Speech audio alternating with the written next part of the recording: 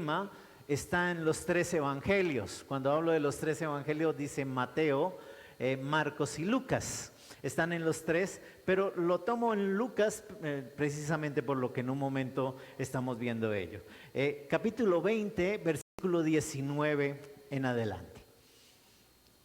Lucas capítulo 20, versículo 19 en adelante. Ya lo tenemos. Dice la palabra del Señor. Los escribas y los principales sacerdotes procuraron arrestar a Jesús en aquella misma hora, porque comprendieron que contra ellos había dicho esta parábola, pero temieron al pueblo. Para sorprender a Jesús en alguna declaración, lo acechaban enviando espías que fingieran ser justos, y así lo podrían entregar al poder y autoridad del gobernador. 21.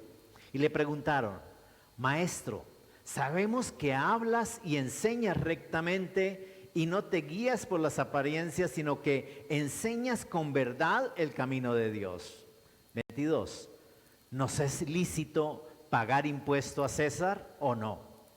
Pero Jesús, percibiendo su astucia, les dijo: traigan un denario. ¿De quién es la imagen en la inscripción que lleva? De César, contestaron.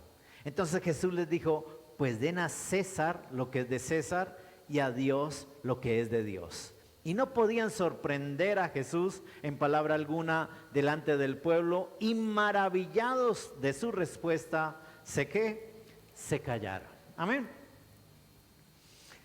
No sé si alguna vez te has sentido acorralado en una pregunta cauciosa. O sea, con sí pierdes y con no pierdes.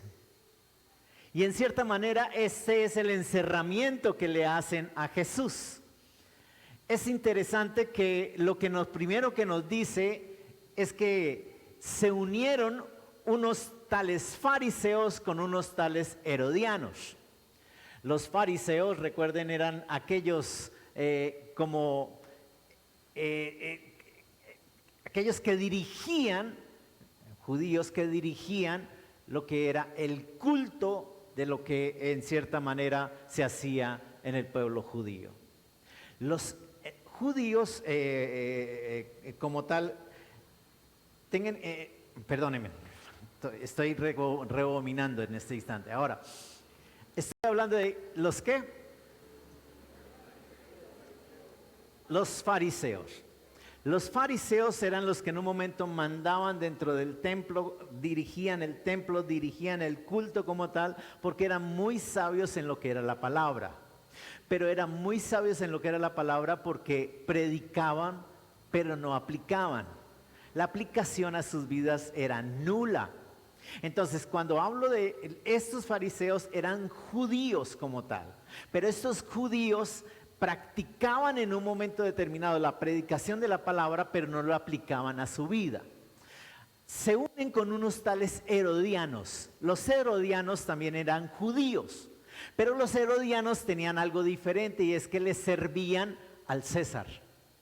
O sea, judíos que en un momento determinado no se determinaban, nunca tenían contacto, ahora se unen. Se unen en uno solo para decir: tratemos de hacer caer a Jesús. Ten en cuenta, nunca se hablaban. ¿Por qué? Por lo mismo, porque estos le servían al César, le servían a Roma, y estos no iban con el César, no iban con Roma, sino eran los judíos como tal que llevaban la palabra de Dios. Entonces, se unen ellos dos y dicen: ¿cómo lo hacemos caer? ¿Cómo hacemos para que caiga este Jesús y nos dé el papayazo de quitárnoslo de encima? Entonces, no teniendo las agallas los fariseos de ir delante de Jesús, ellos mismos llaman a los herodianos y les dice: vaya ustedes. Por eso el versículo 20 dice: mandaron espías. ¿Para qué? Para que parecieran justos delante de Jesús. Y por supuesto la pregunta viene de esta manera. Yo se lo coloco con un ejemplo. Si en un momento determinado te preguntan: ¿tú eres mentiroso? Si dices no, ojo, si dices no, en cierta manera estás ratificando de que lo fuiste.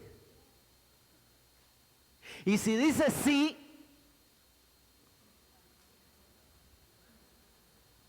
ese encerramiento es el que le hacen a Jesús. Ese es el encerramiento en el cual toman a Jesús y le dicen, contéstenos de esta manera.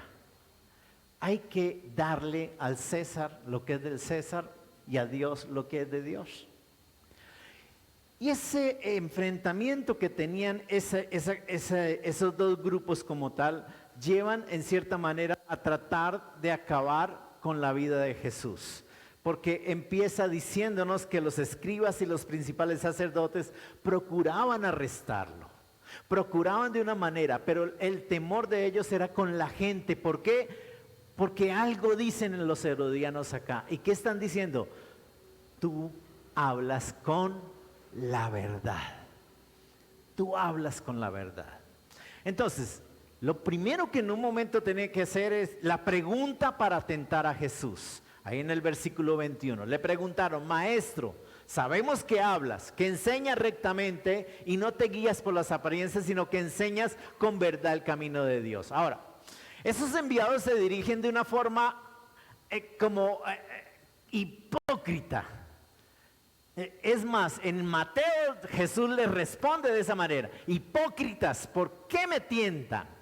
Pero aquí no, aquí es más cauteloso Lucas hablándole, porque recuerde que Lucas era un médico. Entonces está escrito como más suavecita la cosa, ¿cierto que sí? Entonces, pero la llegada de ellos es de hipocresía, diciéndoles, maestro, sabemos que eres amante de la verdad, que enseñas la verdad, que caminas en la verdad, que no hay nadie como tú predicando la verdad. O sea, lo adulan de una manera impresionante, pero con una intención en su corazón de darle la puñalada. Ahora, pareciera como efectivamente que le reconocían como un maestro, ¿cierto? Parece que en un momento determinado decían, wow, es que es inmenso. Después de la introducción, se puede decir lisonjera, ¿cierto? De parte de ellos, le hacen esa pregunta. ¿Está permitido dar tributo al César o no? ¿Está permitido darle el tributo al César? Cuando hablamos de tributo, cuando damos lo que se daba, en el griego es la palabra duonai. Y la palabra duonai pareciera que no discuten la obligación legal de pagar el tributo, sino más bien que estarían preguntándole si Jesús lo considerara lícito o justo. Y esto nos lleva en cierta manera a algo. El pago de los impuestos era un tema sensible para la población judía. ¿Por qué? Porque la pregunta que le llevan a Jesús se refería a la captación, que era el tributo. Yo les hago una pregunta, ¿a cuántos les gusta la DIAN hoy? Es algo parecido, ¿cierto que sí? Son muy queridos, ¿cierto que sí? Pero lejos, ¿cierto que sí? Es algo que en un momento molesta, indispone, pero que definitivamente está ahí. Y lo que están haciéndole a Jesús es diciéndole, depende de la respuesta, o queda bien con uno o queda bien con otro. Porque esa respuesta dependía mucho de que si él decía, sí hay que darle al César, entonces está diciendo, todo para el César. Estamos entrando en lo que es del César, entonces cualquier cosa tienen que hacerlo. Jesús se dio cuenta de la intención de ellos e indirectamente a Roma, en la contraposición de la moneda, le dice, tráigame una moneda. ¿Cuál era la moneda en ese momento? Se llamaba denario. El denario era una moneda de plata. Esta moneda de plata era el pago de un día de trabajo de 12 horas. El pago de un día de trabajo de 12 horas. Eso era el significado de el denario. en muchas ocasiones el que representaba allí era el César. Pero en otras ocasiones empezaron ya aquellos que la imponían, eran los que colocaban la insignia de ellos. Mateo dice, ¿por qué me tentáis, hipócritas? ¿Por qué me tentáis? Pero viene la respuesta. Entonces, a una pregunta viene una respuesta bien especial. Cualquier respuesta comprometía a Jesús. Y si Jesús decía que no, se ponía en contra del imperio romano y lo capturaba el imperio romano. Y si decía que sí, entonces se ponía en cuestión con el rol del profeta judío y lo tomaban preso los judíos. Por eso les digo, es una pregunta la cual pierdes de una manera o de otra. ¿Has vivido eso algún día? Jesús no responde inmediatamente. Primero pide que le muestren una moneda y entonces le muestran el denario. Y ahí está la imagen, los títulos del emperador, a quien se le atribuía el origen divino y reconocía como autoridad suprema de todo lo que era la nación romana. Y entonces ellos dijeron, hay que adorarlo también. Entonces, Jesús continúa dialogando con ellos y les pregunta, ¿de quién es la imagen de la inscripción? Versículo 24. ¿De quién es esa imagen que está ahí? Mire, Jesús deja que ellos mismos den la respuesta. Es interesante cuando ustedes y yo le preguntamos a Dios, ¿cuántos les hacen pregunta a Dios? Y es interesante que le contesta siempre con otra pregunta. ¿Les ha pasado? Señor, yo quiero trabajar. ¿Ah, sí? ¿Y qué quieres hacer? Porque viene una clase de preguntas de parte de Dios, como tratando de decir, oiga, tienes la respuesta. Tú tienes la respuesta. Y esa es la forma como Jesús los lleva allí. Mire que Él no dice nada, le muestra la moneda y ahí está la respuesta. Ellos mismos respondieron como no podía ser de otra manera. ¿De quién? De César. La imagen es de César. Y entonces Jesús le da la respuesta terminante. Dad pues a César lo que es del César y a Dios lo que es de Dios. Versículo 25. Los discípulos de los fariseos, de los herodianos se quedaron entonces sin ningún recurso para seguir preguntándole a Jesús. Ahora, lo que hacen es retirarse. Pero esta historia pareciera que se acabara ahí. Esta historia como que ya, ¿qué más le sacamos? Yo tengo que decirte, oiga, hay que sacarle. ¿Para qué sirve esa palabra el día de hoy? ¿Para qué nos sirve esa palabra el día de hoy? Más bien la pregunta, ¿a quién ustedes y yo hoy le debemos fidelidad? ¿A quién ustedes y yo hoy le estamos debiendo fidelidad? Cristianos y cristianas de todos los tiempos se han preguntado, ¿a quién debo de obedecer? ¿Quién merece toda mi fidelidad?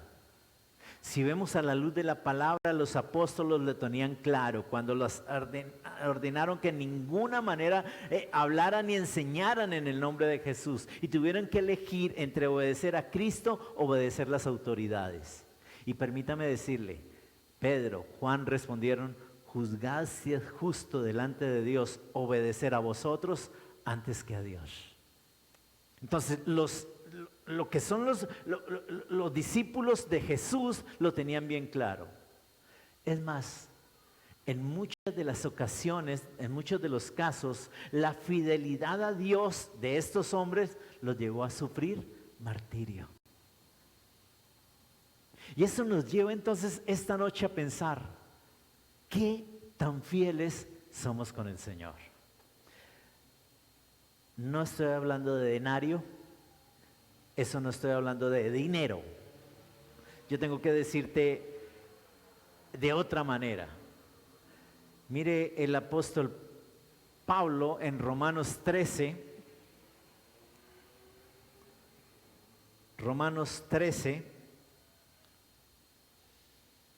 lo lleva de esta manera.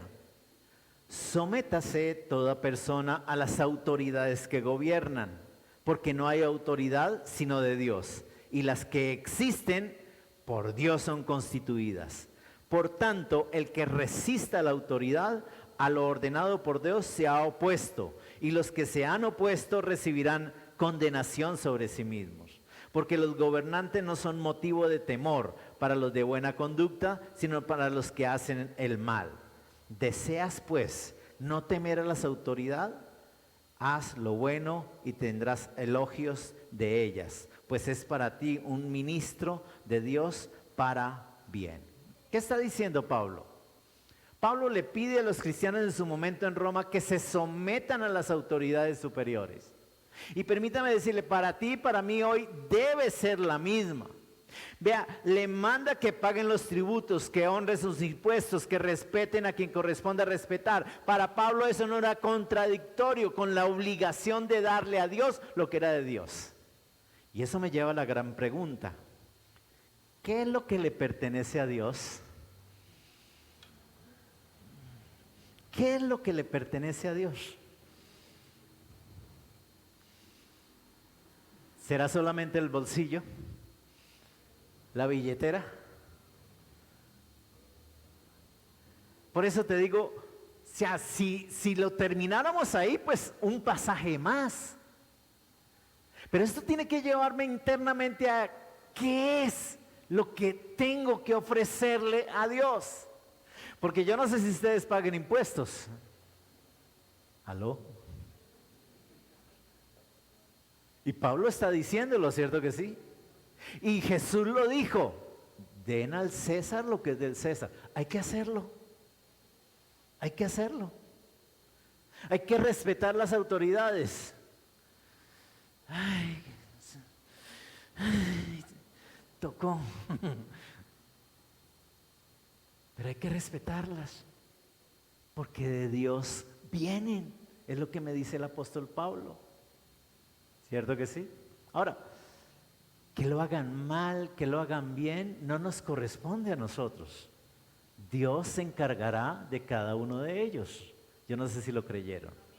Aquí lo interesante es, ¿qué es lo que le pertenece a Dios? Y lo primero que tengo que hablarte es nuestro sincero interés. Yo te estoy diciendo, no es el dinero. Porque dar a César lo que es del César, sí, por supuesto, todo es plata, ¿cierto que sí? Y dar a Dios lo que es de Dios, eso es una parte que ustedes y yo tenemos. Pero eso va más allá. Eso va mucho más allá. Primeramente, Dios mira el corazón. ¿Cuál es el interés tuyo?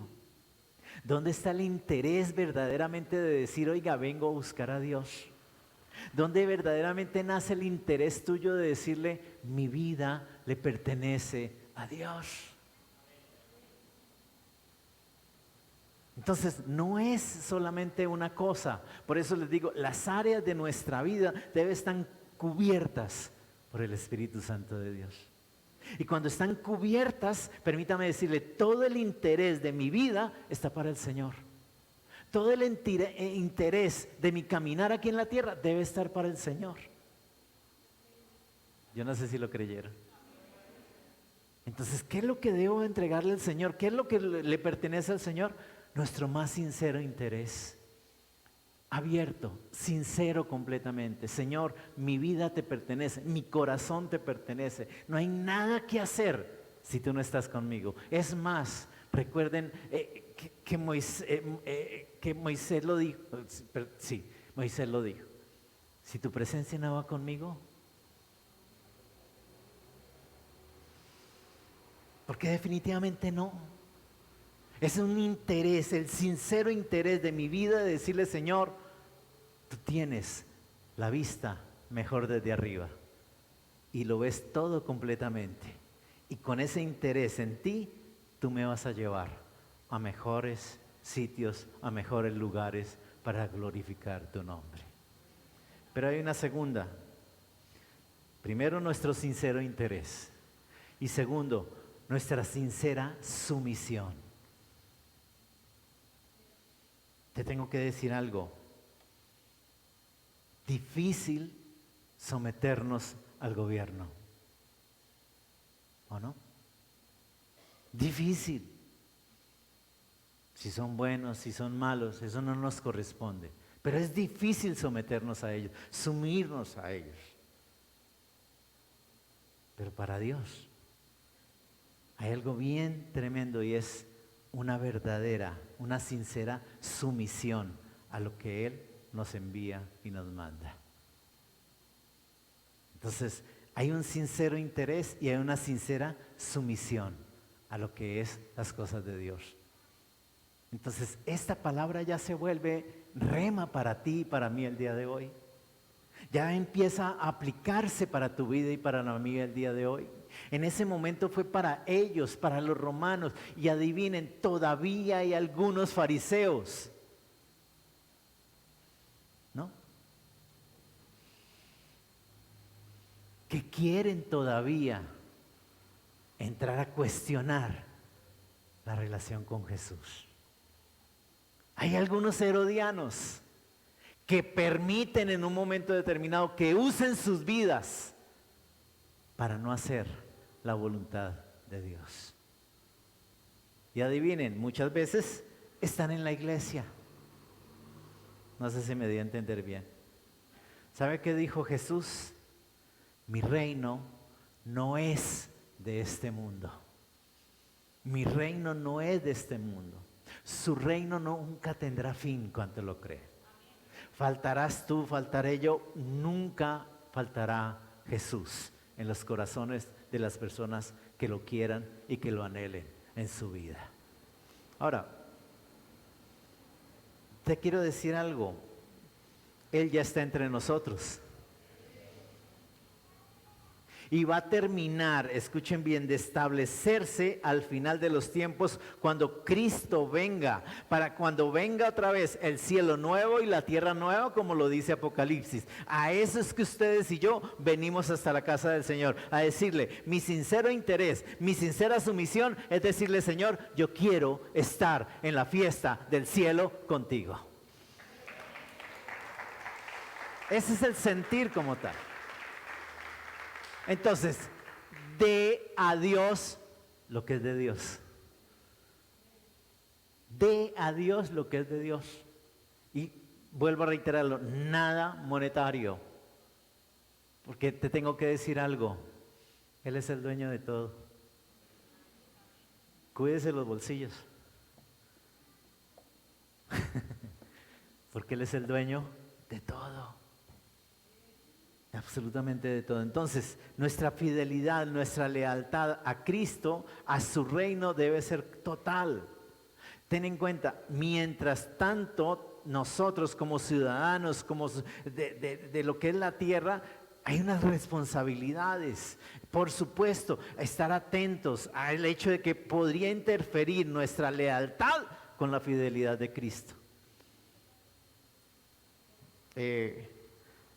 En las pasadas elecciones, yo no sé si se acuerdan, la misma iglesia se dividió, yo no sé si se acuerdan ustedes, la misma iglesia se dividió en muchas ocasiones. Cuando estoy hablando de dónde está la lealtad, es que eso no se puede permitir en la iglesia, porque tu lealtad y mi lealtad está con Cristo, no con lo terrenal.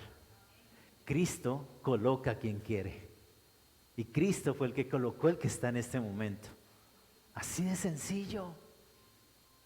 Así que la lealtad que tú y yo tenemos hoy es para Cristo, no para nadie más. En el caso de que se suscite un conflicto entre nuestras obligaciones para con Cristo, las obligaciones para con el mundo, deben primar las obligaciones para con Cristo. No sé si me dio a entender. Deben primar ese sentir hacia Cristo. ¿Sí lo creen o no? Entonces, Jesús les dijo, pues den al César lo que es del César y a Dios lo que es de Dios. Yo pienso que queda claro qué es lo que le corresponde a Dios. Y yo te pido en el nombre de Jesús que reaccionemos frente a qué? a lo que le corresponde a Dios. ¿Y qué le corresponde a Dios? Tu vida, tu corazón, tu caminar con Cristo Jesús. Él lo hace mejor que cualquiera. Muchos estarán diciendo, estoy esperando que me llamen de la empresa, a ver si de pronto es que conseguí por ahí alguien que me ayude, que me dieron recomendaciones y todo eso. Tu esperanza, mi esperanza, no está en el hombre. Tu esperanza, mi esperanza, no está en lo terrenal. ¿Cuántos hijos de Dios hay acá? Tu esperanza, mi esperanza, está en Cristo Jesús, que lo tiene todo asegurado para tu vida y para la mía, pasando por aquí por la tierra. Y mientras eso pase, iglesia, sé fiel con Cristo Jesús. ¿Lo creyeron? Entonces, es una palabra que es viva y eficaz para el día de hoy. Pero vuelvo a reiterarlo, muchas iglesias lo han tomado solamente por un lado, por el área de monetaria. No, iglesia, no.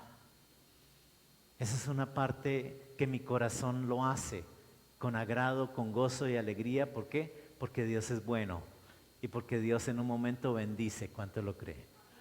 Entonces, qué lindo hacerlo y lo hacemos despreocupadamente. Aquí lo más importante es que cuando vengamos, nuestro corazón está abierto a Él. Si mi corazón, mi vida está abierta a Él, todo va a estar bien. En mi vida, en mi caminar, en mi casa y en mi familia. Si estoy de pronto tratando por un lado y por el otro, cuidado, cuidado. Porque Dios es un Dios celoso. Y Él a que ama, disciplina. Al que ama, le dice, hijo, hija, vamos, pero con todo. No sé si lo creyeron. Ponte sobre tus pies y oramos en esta noche dándole gracias a Dios por su bendita palabra. Pero recuerden siempre que tengamos el sentir de decidir a quién verdaderamente es que ustedes y yo servimos, vas a tener claro que es a Cristo Jesús.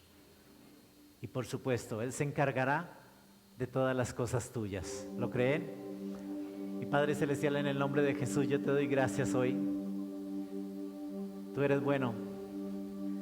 Tu misericordia es para siempre, Señor. Y Padre Celestial, una noche más, no cualquier noche, solamente diciéndote, Padre Celestial, que hay un sentir en nuestro corazón. Y ese sentir, Padre Celestial, es venir a buscar tu presencia. Y Padre Celestial, no queremos parecernos a aquellos que en un momento trataron de encerrarte, Señor, a preguntas cauciosas. Padre Celestial, todavía existen.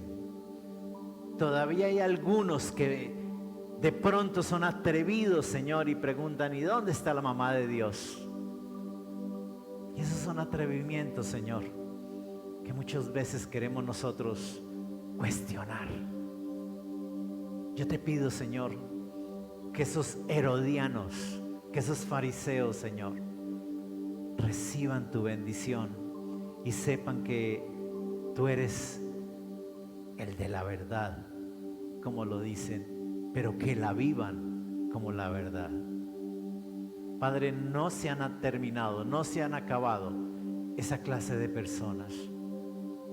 Pero te pedimos en esta noche, Señor, que este remanente que tienes acá sea confirmado y afirmado en ti y con tu palabra, de saber que hay fidelidad, Señor, para ti en todas nuestras áreas.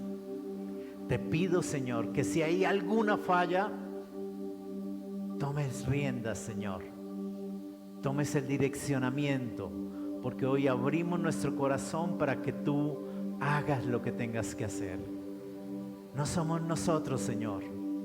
Eres tú en nosotros. Y a través de ello, Padre Celestial, podemos demostrar a un mundo, Señor, que de pronto no piense igual a nosotros, pero que tú puedes hacer cosas diferentes en la vida de aquellos que tomas y permite que tomen el caminar aquí en la tierra.